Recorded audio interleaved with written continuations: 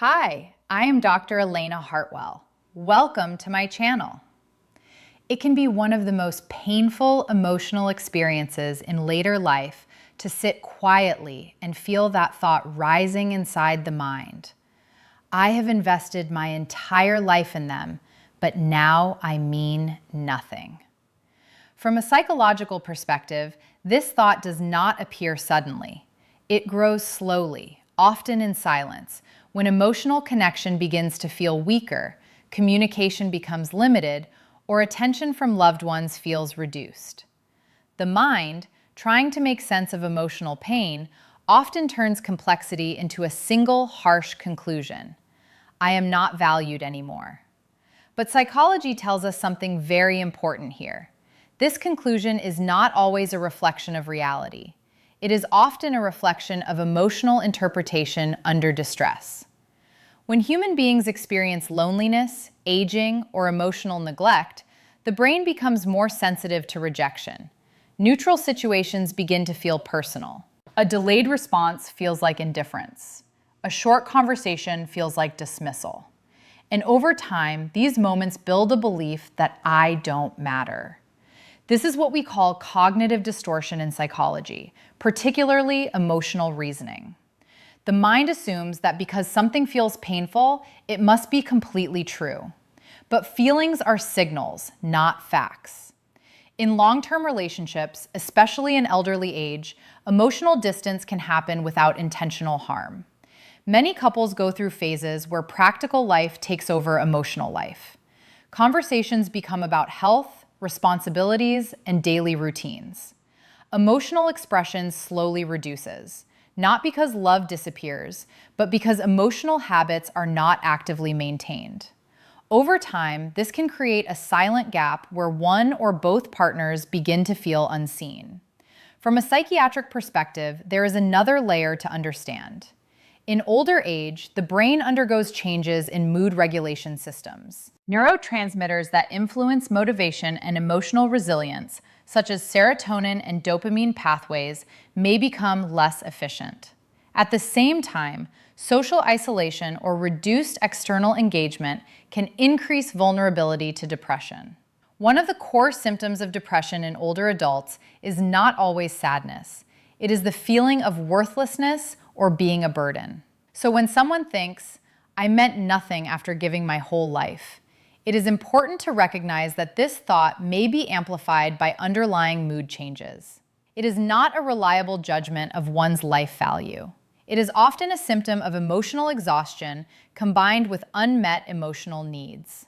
Psychologically, the human mind has a strong tendency to form global conclusions from specific emotional experiences. If attention, affection, or communication from a partner or family becomes inconsistent, the mind may generalize this into identity-based thinking. I am not important. But in reality, relationships are complex systems. A reduction in visible emotional expression does not always equal a reduction in internal care or attachment. However, that does not mean the emotional pain is not real. The feeling of being emotionally neglected is deeply distressing, especially in later life when a person may expect companionship, recognition, and emotional security. What matters is not dismissing this pain, but understanding it accurately so it can be addressed rather than internalized. From a psychiatric standpoint, one of the most important interventions is restoring emotional communication. Many older adults stop expressing how they feel because they believe it will not change anything. But silence, over time, increases emotional distance. Expressing feelings in a calm and structured way is essential. Instead of saying, "You don't care about me," which can create defensiveness, it is more helpful to express, "I feel lonely sometimes and I miss talking with you." This shifts the conversation from blame to connection. Another important recommendation is rebuilding routine emotional contact. The brain responds strongly to predictable emotional experiences.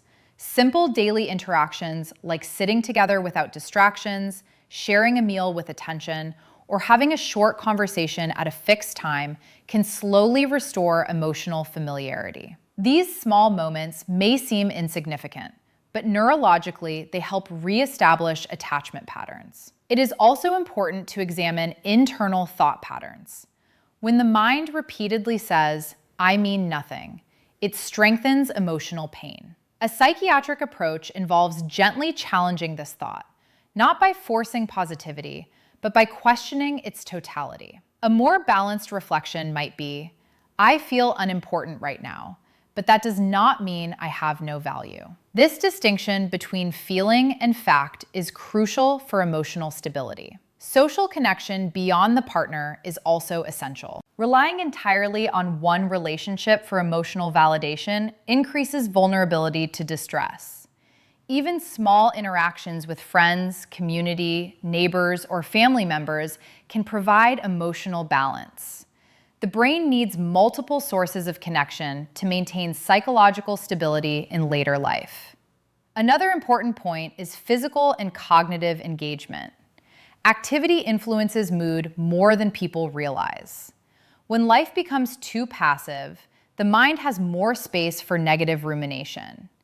Gentle physical movement, hobbies, reading, or structured daily tasks help regulate emotional state by activating cognitive focus outside of emotional pain loops.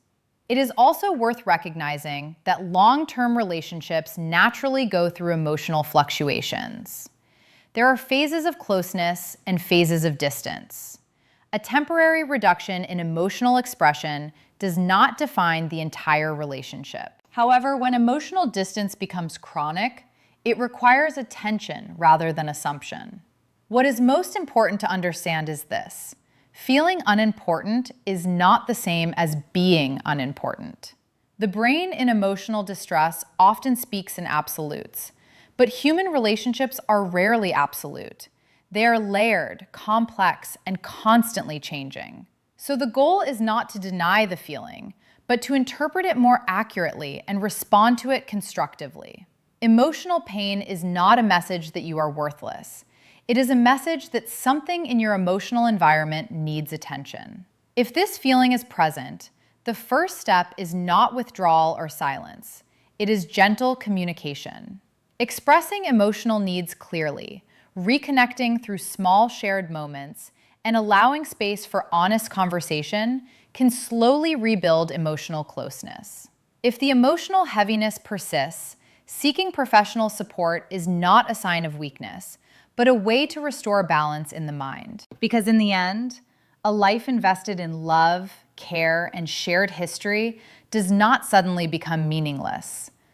But when emotional connection weakens, the mind can temporarily lose sight of its own value.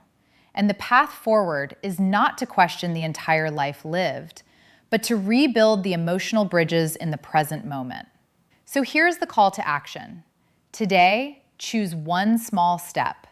Speak one honest feeling without blame. Spend one moment in shared presence without distraction. Reach out to one person instead of withdrawing into silence. And if the weight feels too heavy to carry alone, seek support from a mental health professional who can help guide the process of rebuilding emotional clarity. Because your life is not defined by a single moment of feeling unseen. It is defined by the entire story you have lived and the possibility of reconnecting meaningfully with it again.